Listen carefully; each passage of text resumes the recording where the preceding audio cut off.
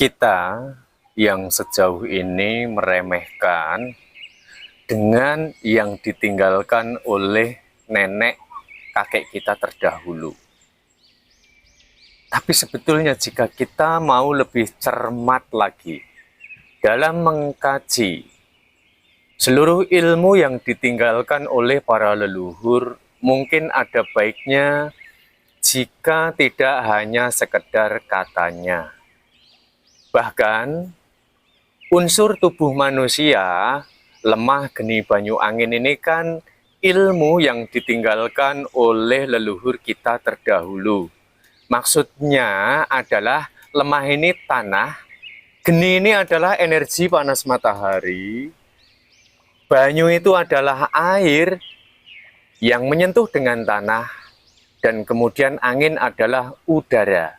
Nah, bahwasannya ilmu kehidupan bisa kita terapkan untuk bercocok tanam. Jadi kalau mau sukses dalam melakukan penanaman di kebun maupun ladang, ada baiknya jika yang ditinggalkan oleh leluhur ini, yuk kita sama-sama kita kaji lebih dalam. Tanah, air, api, dan angin. Mula-mula kita harus praktek terlebih dahulu yang namanya tanah. Sebelum menumbuhkan tumbuh-tumbuhan, maka kita harus uji coba, uji klinis terlebih dahulu. Semula carilah terlebih dahulu tanah yang rusak parah tanpa adanya tumbuh rumput liar. Tanah seperti itu saja ya, tanah yang gundul. Lalu tanah tersebut ini kita berikan air, kita jaga tingkat kelembapannya seperti ini ya, disirami. Lalu kemudian dikenakan paparan sinar matahari seperti ini. Lalu alhasil dari kolaborasi antara partikel tanah, partikel dari air, dan paparan sinar matahari akan menghasilkan yang namanya CO2, karbon dioksida. Ya. Nah, sehingga tanah yang gundul tersebut berangsur ketika kita kolaborasikan memunculkan rumput-rumput liar yang seperti ini. Sepakat ya? Jadi asal-usul proses terciptanya tumbuh-tumbuhan adalah kolaborasi dari lemah geni banyu angin. Sebetulnya dari ilmu pertanian saja kita sudah mampu bahwasanya unsur tubuh manusia dicipta ya dari lemah geni banyu angin. Lah kok bisa? Dikarenakan apa yang dimakan oleh bapak ibu kita yang kemudian membentuk cairan sel ya, yang kaya akan sel. Ketika ibu kita dibuahi oleh bapak kita, ini juga dilarutkan melalui dari air yang terdapat partikel lemah geni banyu angin ya. Makanya leluhur Jawa ini unsur tubuh manusia juga tercipta dari lemah geni banyu angin. Bahkan tumbuh-tumbuhan, binatang semuanya tercipta dari lemah geni banyu angin. Nah, di sini kita kembangkan sedikit yuk. Makanan pokok bagi semua jenis tumbuh-tumbuhan adalah air. Sepakat ya? Ini makanan pokoknya ya.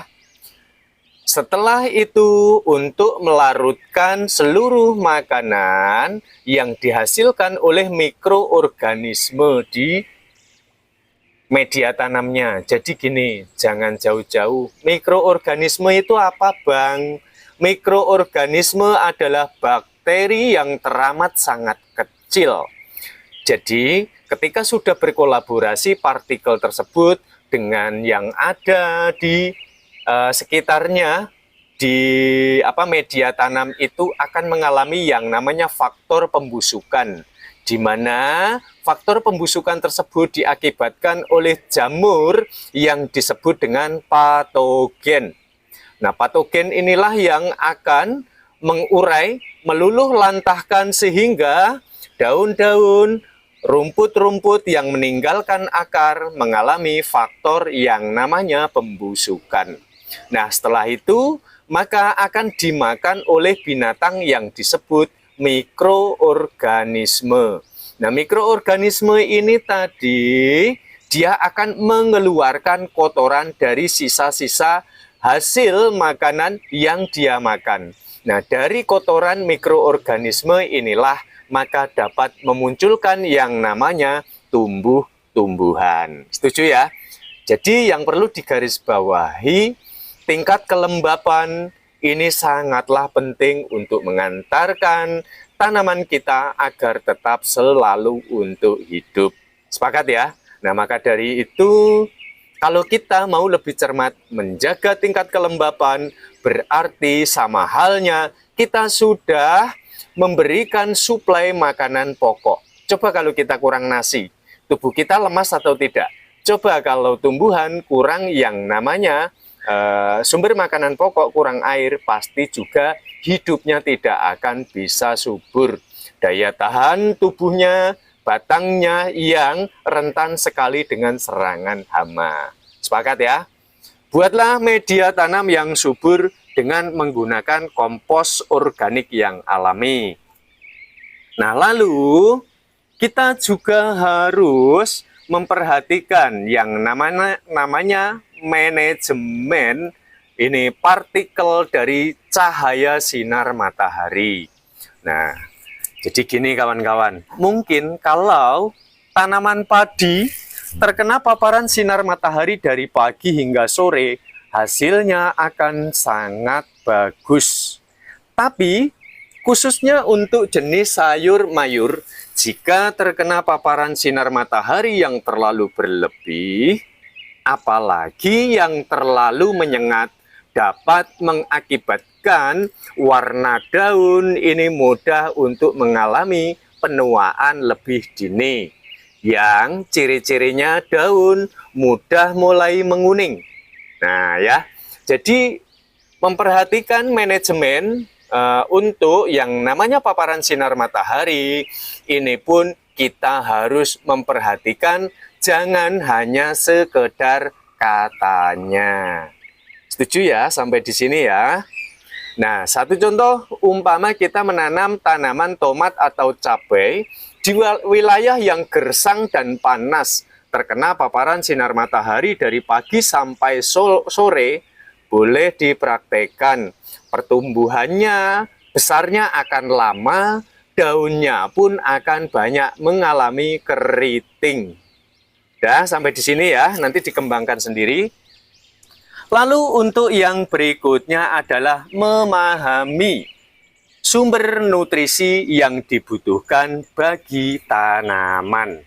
Nah, jadi gini ya, air saja baru mengantarkan ke dalam kehidupannya. Kalau ingin tumbuh subur tanaman kita, perlu kita ciptakan yang namanya nutrisi yang lengkap. Nah, dengan mempergunakan kotoran-kotoran ternak unggas, kambing, sapi, ini akan dapat memberikan kesegaran warna hijau daun, pembesaran batang yang lebih cepat, pelebatan akar yang lebih memadai, sehingga kakek nenek kita terdahulu dengan memanfaatkan kolaborasi partikel, pencahayaan, tanah yang sehat, dan nutrisi yang dibutuhkan, sehingga hasil keuntungan panennya lebih dapat dirasakan.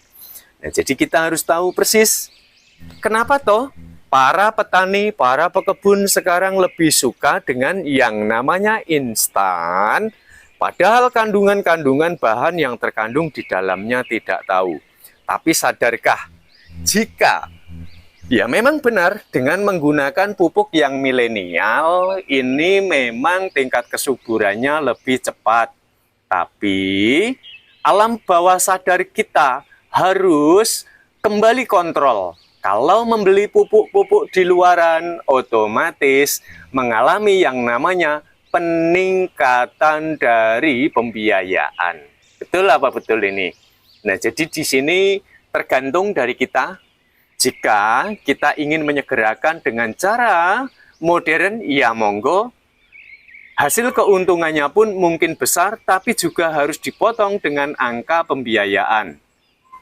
Dan hasil dari tanamannya sehat dengan cara alami atau sehat dengan cara yang milenial, silahkan dikaji sendiri.